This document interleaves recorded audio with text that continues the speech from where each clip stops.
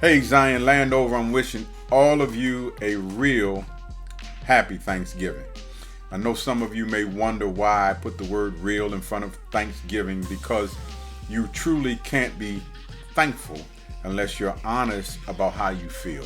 We all know that we should be thankful, but I'm talking about feeling thankful.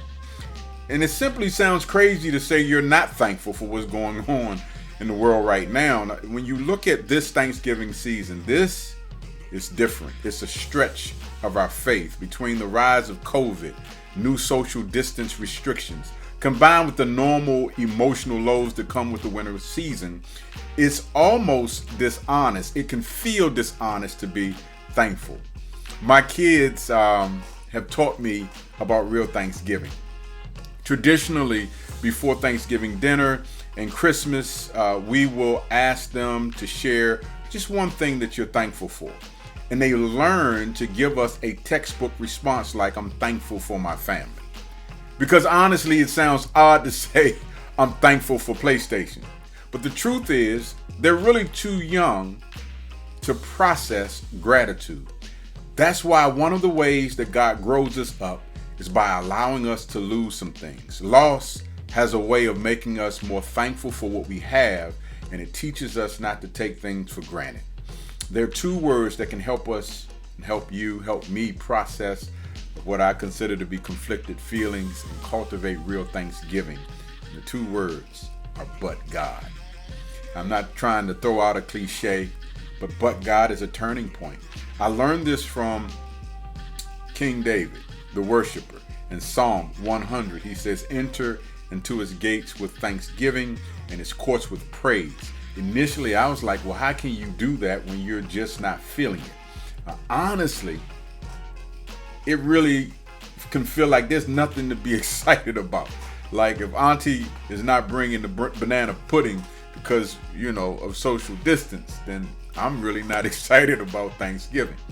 But then I got a little help when I also read the same King David in Psalm 73. He helped me get a little bit more understanding and a reason to be really thankful. In Psalm 73, verses 13 through 17, he says, did I not keep my heart pure for nothing? Did I keep myself innocent for no reason? I get nothing but trouble all day long. Every morning brings me pain. If I had really spoken this way to others, I would have been a traitor to your people. He's talking to God. So I tried to understand why the wicked prosper.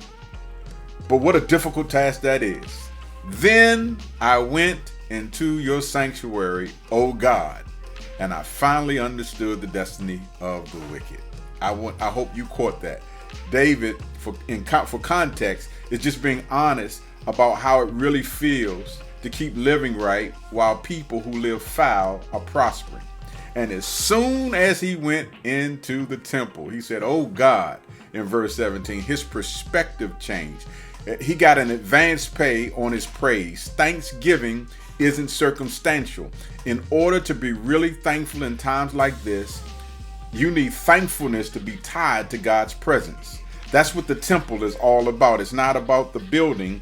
It's about the presence of God. Yes, we can thank God for giving us life and the fact that we still have food and we have shelter, but real thanksgiving is tied to Him. That despite all that's going on, God's goodness is still with us, and we can look forward to seeing God's goodness in the land of the living. And unlike the circumstances that we're all experiencing in this COVID season, God's goodness never changes. Now, that's something to be really thankful for. So as you go through this season, keep thanking God for who He is until God allows you to see your circumstances in the light of His goodness. God bless and enjoy this real Thanksgiving anyway.